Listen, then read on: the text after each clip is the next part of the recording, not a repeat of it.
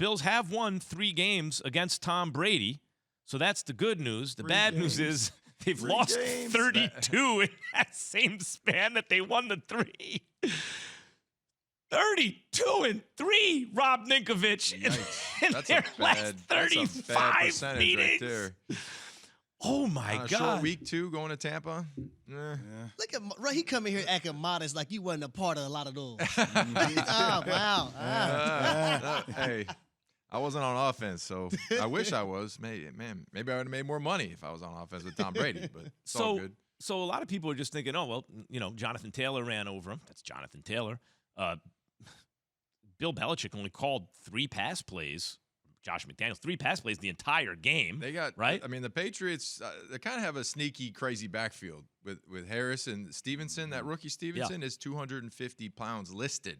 Yeah, he's a fullback. So he's probably but I'm saying like it's like tackling a fast fullback. I mean, we used to play when they had like Brandon Jacobs for the Giants. We played him. He was like listed at 265. Dude was 6'4", 270, just massive running back. So the Patriots got a crazy backfield right now. But does this mean not everyone has that backfield? No, they're not playing in those kind of weather conditions.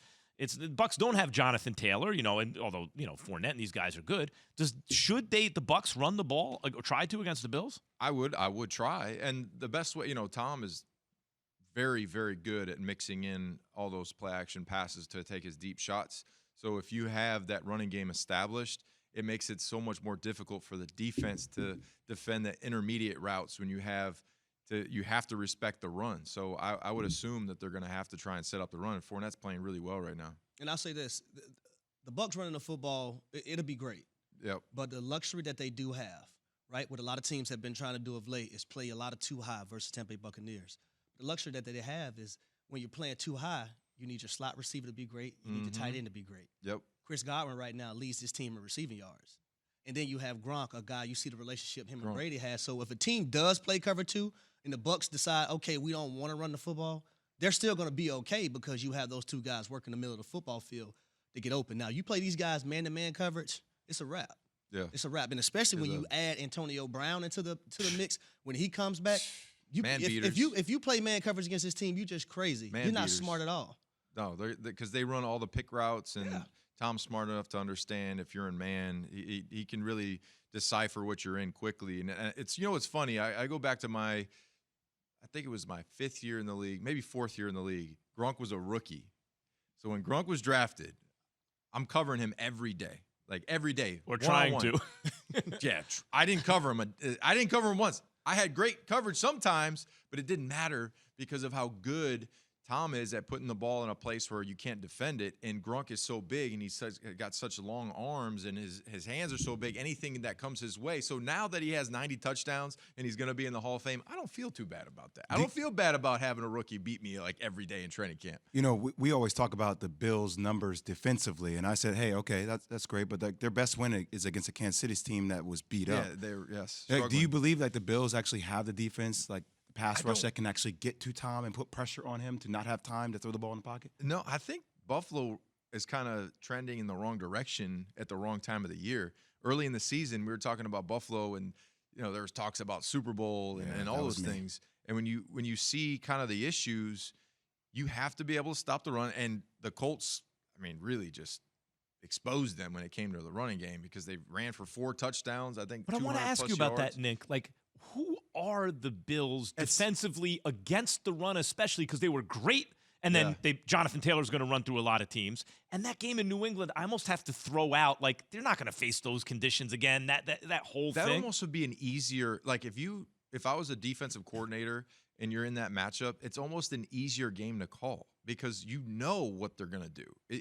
Usually when you're playing a team and they're trying to establish the run, then they're trying to establish the play action. Then there's situations where they're plus 50, they're taking a shot, or they're going to, second down and long, it's get back on track. In that game, that was all out the window. I would have said, all right, what's our biggest grouping that we have, our biggest package? let's get out there and hope that they try and pass the ball because the ball was falling apart. But that's what I'm asking. Who are the Bills? Are they the top run defense that they looked like until recently? Are they terrible against the run? Who are they? I would say that they're above average when it comes to, like, you're not going to just completely say they're a terrible defense. That's not the case. They're a good defense. But the problem is in the games where they had to stop the run, they weren't able to stop the run. And I think that as a defender, I can tell you firsthand, when you know that they're going to run and they run on you, it's a very frustrating situation. And you're looking at it like, yo, do your job. Okay, I'll do my job. And you can't do it. And I've been in that situation, and it's tough because you don't have the answers. You're like, well, what do we do? Well, you look at the Patriots offensive line, they were literally the example of moving a man from point A to point B against their will. Right, and I thought that's a reflection of the league, though. The league is getting softer when it comes to the techniques of stopping the run, technical on how to use your hands and hitting people. And 10 years ago when I got in the league, inside linebackers were like 250, and they were big, strong dudes running downhill. Mm-hmm. Now they're 235, and they run side to side. You know what's funny though, and guys? they olay people, and they don't take people on. We were taught to, when the fullback's coming at you, I'm hitting my inside eye and your outside eye, and I'm trying to hit you full thick. To your point right now that you're mentioning, Milano. Yes. I thought they made the adjustment too late. Him shooting the gap. Yes. Yeah, shooting. They the should have gaps. made that adjustment earlier in the game. Yes. If not, late Can you explain to me first what do you quarter, mean? What do you mean? What are you talking about? Well, versus just sitting back waiting.